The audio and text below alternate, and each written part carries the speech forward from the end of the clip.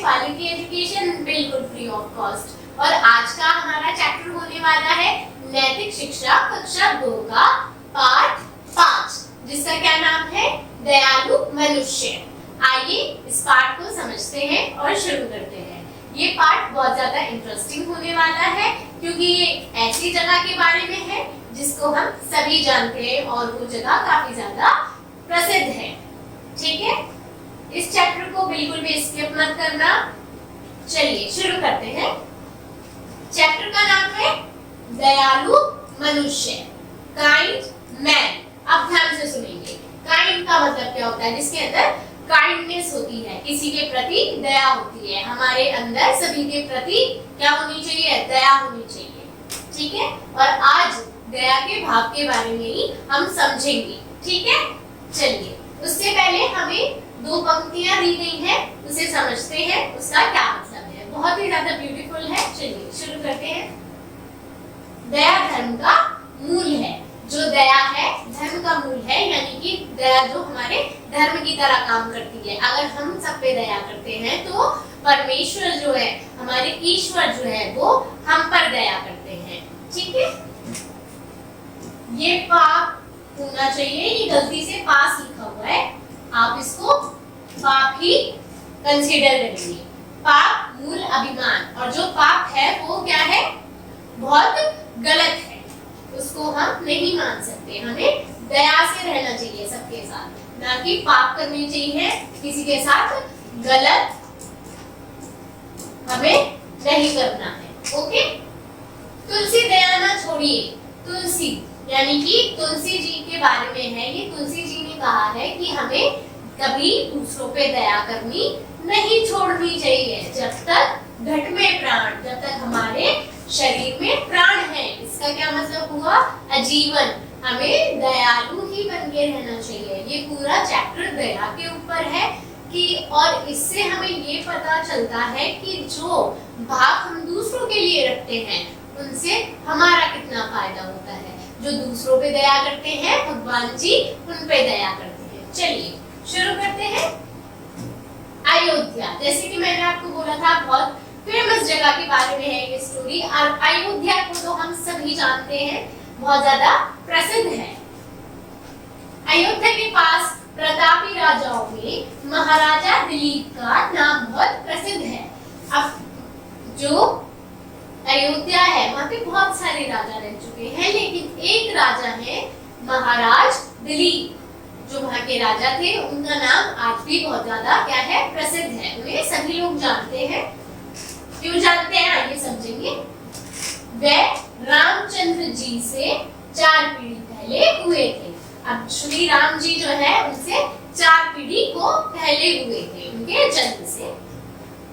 वे परमवीर यानी कि काफी ज्यादा साहसी, बहादुर, प्रजापालक और जीवों पर दया करने वाले थे। अब वो प्रसिद्ध क्यों थे, आ गई ना राइट। प्रसिद्ध इसलिए थे क्योंकि वो बहुत ज्यादा बहादुर थे।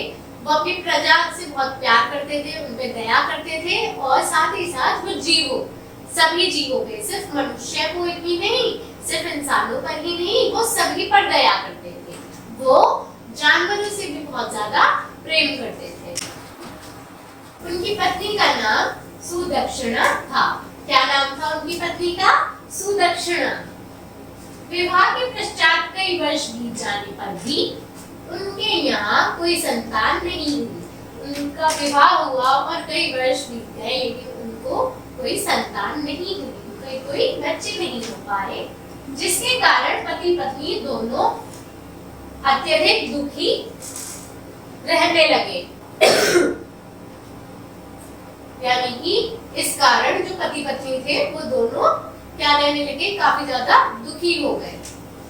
उसके बाद एक बार वे दोनों अपने कुल गुरु वशिष्ठ आश्रम में, वशिष्ठ के आश्रम में पहुंचे।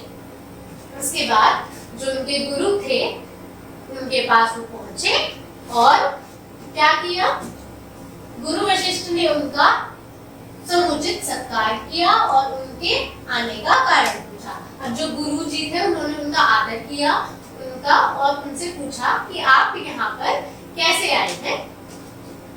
वशिष्ठ के प्रश्न को सुनकर महाराजा दिलीप ने विनय पूर्वक कहा। बहुत ज्यादा विनम्रता के साथ महाराज ने वशिष्ठ जी को उत्तर दिया, गुरुदेव आपकी कृपा से हमारे राज्य में चारों ओर सुख शांति है। यानी कि आपकी कृपा से, आपकी प्रार्थनाओं से हमारे पूरे राज्य में सुख है, शांति है, सब कुछ अच्छा चल रहा है। किंतु हमें अभी तक पुत्र रत्न की प्राप्ति नहीं हुई, लेकिन अभी तक हमारी कोई संतान नहीं हुई है। यदि आपका आशीर्वाद मिल जाए तो हमारी यह मनोकामना पूर्ण हो सकती है। यदि आप हमें आशीर्वाद दें तो हमारी ये इच्छा, ये मनोकामना भी पूरी हो सकती है। महाराजा दिलीप की इच्छा सुनकर गुरु वशिष्ठ ने थोड़ी देर सोचा और फिर बोले। जो महाराजा की बात सुनकर गुरुदेव सोचे और उन्होंने फिर जवाब दिया, राजन यदि तुम दोनों पति पत्नी हमारी गाय नंदिनी की मन लगाकर सेवा करो तो इसके आशीर्वाद से तुम दोनों की मनोकामना पूर्ण हो सकती है। हमारे यहाँ जो गाय है जिसका नाम नंदिनी है, अगर आप उसकी पूर्ण मन से, मतलब सच्चे मन से सेवा करोगे तो आपकी मन की जो इच्छा है वो पूर्ण हो सकती है, वो पूरी हो सकती है। उसी दिन राजा दिलीप और उनकी पत्नी सुदक्षिणा ने आश्रम में नंदिनी की सेवा करनी शुरू कर दी। अब जो महाराजा थे और उनकी पत्नी ने क्या करा, उसी दिन से नंदिनी जो गाय थी उसकी क्या करने लगते, उनकी सेवा करनी उन्होंने शुरू कर दी। महाराजा दिलीप उसे वन में, सॉरी मैं इस लाइन को रिपीट, महाराजा दिलीप उसे वन में चराने ले जाते थे। वन में चराने ले जाते थे यानी कि जंगल में चराने लेके जाते थे। महाराजा दिलीप उसे वन में चराने ले जाते थे यानी कि जंगल में चराने लेके जाते थे। महाराजा दिलीप छाया की भांति गाय के साथ लगे रहते थे। जैसी हमारी परछाई हमारे साथ रहती है, वैसे ही नंदिनी के साथ महाराजा लगे रहते थे। जब गाय चलती तो वह भी साथ चलते थे, जब वह कहीं रुकती तो वह भी रुक जाते थे। यानी कि जब गाय चलती थी तो उसके साथ चलते थे, जब वो बैठती थी तो उसके साथ रुक जाते थे। यदि वह कहीं पर बैठकर विश्राम करने लगती तो भी वहीं बैठ जाते थे। अगर गाय कहीं थक के विश्राम करने लगती थी, बैठ जाती थी, तो राजा भी क्या करते थे, साथ ही बैठ जाते थे।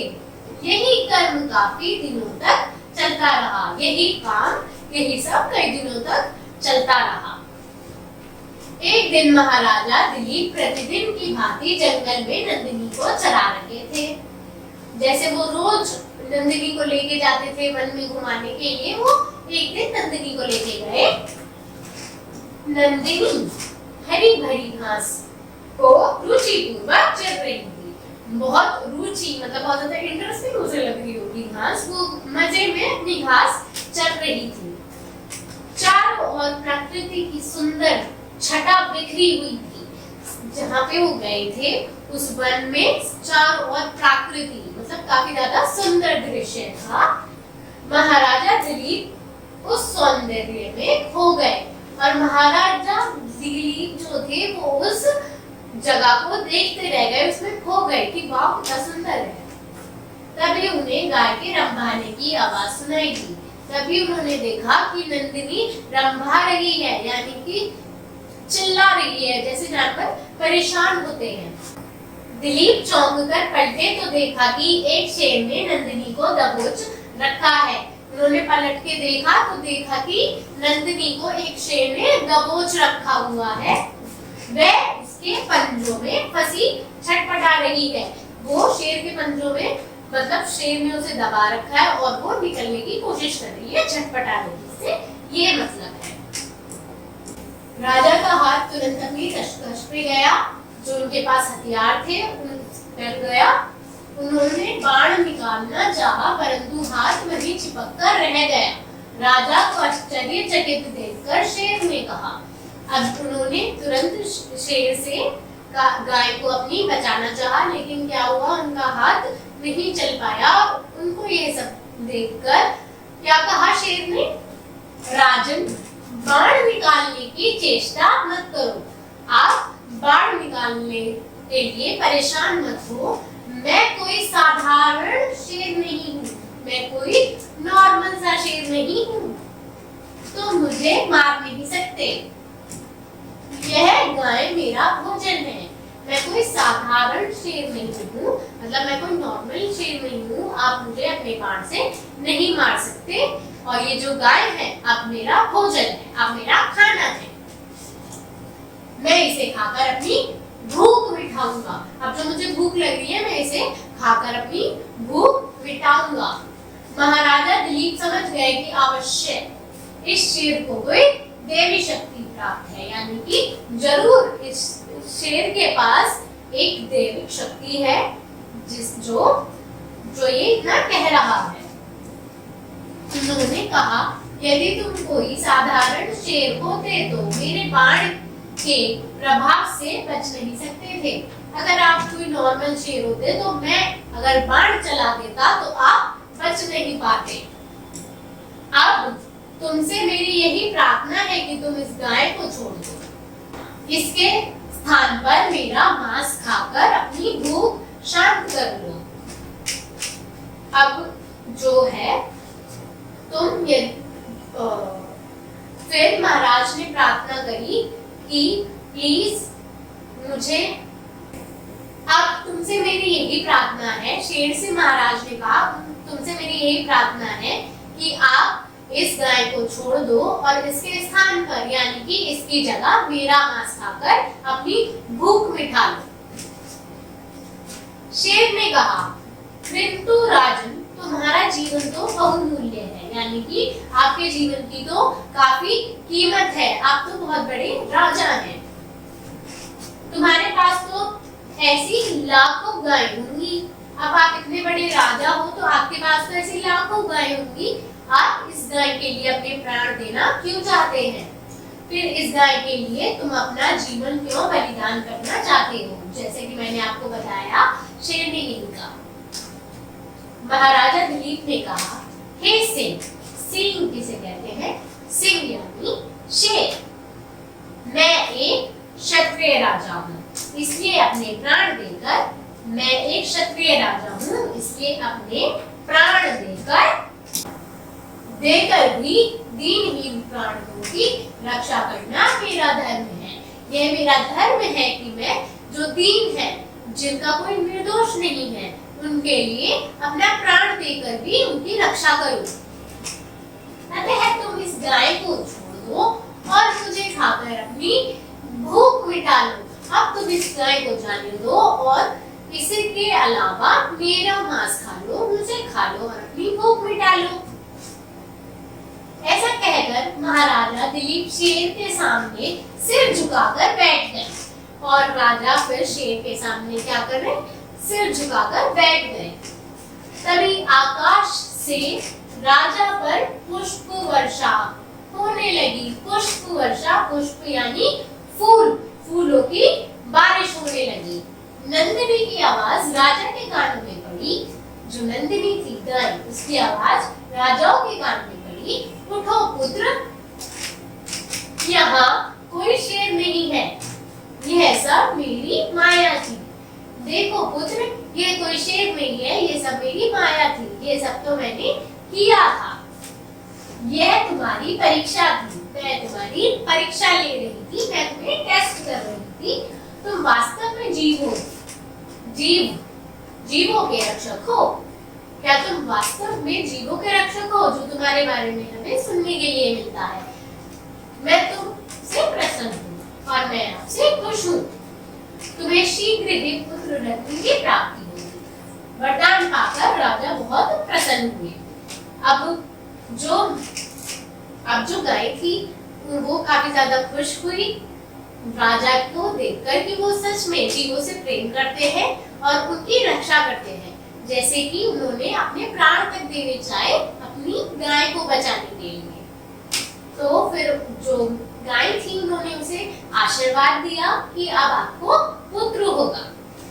और यह वरदान पाकर जो राजा थे वो काफी ज्यादा प्रसन्न हुए, यानी कि काफी ज्यादा खुश हुए। खुशी की बात है। नंदिनी के आशीर्वाद से महाराजा दिलीप ने कि यहाँ एक पुत्र हुआ। नंदिनी ने जो उन्हें आशीर्वाद दिया उनसे उन्हें क्या हुआ, एक पुत्र हुआ, उन्हें संतान मिली जिसका नाम रघु रखा गया। जिसका नाम उन्होंने क्या रखा, रघु। उसी के नाम पर उस वंश का नाम रघुवंश पड़ा और उसी वंश को आगे तक रघुवंश का नाम मिला। जीवों पर दया करना तथा उनकी रक्षा करना हमारा कर्तव्य है। जीव जो है, जीव जंतु हमारे आसपास, उनसे प्रेम करना, उन पर दया करना हमारा कर्तव्य है, हमारी जिम्मेदारी है। यही सच्ची मानवता है और यही सच्ची मानवता है, यही सच्ची इंसानियत है ना। दयालु मनुष्य की सभी मनोकामनाओं को ईश्वर पूर्ण करता है। और जो दयालु इंसान होते हैं, दयालु व्यक्ति होते हैं, उनकी सभी प्रार्थनाओं को ईश्वर क्या करते हैं, स्वीकार करते हैं, उनकी प्रार्थनाओं को सुनते हैं। दया मनुष्य का आभूषण है और मनुष्य को इसे खोना नहीं चाहिए। आभूषण यानी कि गहना है। दया क्या है, हर मनुष्य का गहना है और उस गहने को हमें कभी भी खोना नहीं चाहिए। ठीक है, इस चैप्टर से हमें क्या समझने के लिए मिला, बच्चों हमें कभी भी जीव जंतुओं को सताना या उन्हें चोट नहीं पहुंचानी चाहिए। हमें कभी भी जीव जंतुओं को, गाय हो और जानवर हो, कोई भी जानवर हो, उनको कभी भी परेशान नहीं करना है, उनको कभी भी चोट नहीं पहुंचानी है, उन्हें दुख नहीं देना है, उन्हें मारना पीटना नहीं चाहिए। हमें उन पर दया करनी चाहिए और उनकी रक्षा करनी चाहिए। हमें उन पर दया करनी चाहिए। आप जिस प्रकार से उनकी सहायता कर सकते हैं आपको वो करनी चाहिए। जैसे कि आपके यहाँ पर कोई गाय है, अब गाय खुद तो खाना बनाकर नहीं खाती, उस पर आप दया कैसे कर सकते हैं, आपको गाय को रोटी देनी चाहिए, खाना देना चाहिए। ऐसे और भी जीव जंतु हैं, जैसे हमारे गली में, हमारे मोहल्ले पड़ोस में छोटे पिल्ले होते हैं, कुत्ते होते हैं, हमें उन्हें भी भोजन देना चाहिए। ऐसे हम जीवों पर क्या कर सकते हैं, दया करते हैं और प्रभु हमसे खुश होते हैं और फिर जो हमारी जो मनोकामना होती है और इच्छा होती है उसको भी प्रभु सुनते हैं। हमारा कर्तव्य है, ये भगवान ने हमें कर्तव्य दिया है कि हम सभी इन चीजों को करें और हमें अच्छा ही फल मिलेगा, कभी बुरा नहीं मिलेगा। हम दूसरों के साथ अच्छा करेंगे तो हमारे साथ भी अच्छा होगा। होप ये लेक्चर आपको समझ आया होगा। अगर आपको कोई भी डाउट रहता है तो आप कमेंट सेक्शन में पूछ सकते हैं। बच्चे कमेंट भी करते हैं और हम उनका आंसर भी देते हैं और हमें आपके प्यारे प्यारे कमेंट्स बहुत अच्छे लगते हैं। थैंक यू इस लेक्चर को यहाँ तक देखने के लिए और वीडियो देखने के लिए सब्सक्राइब द चैनल।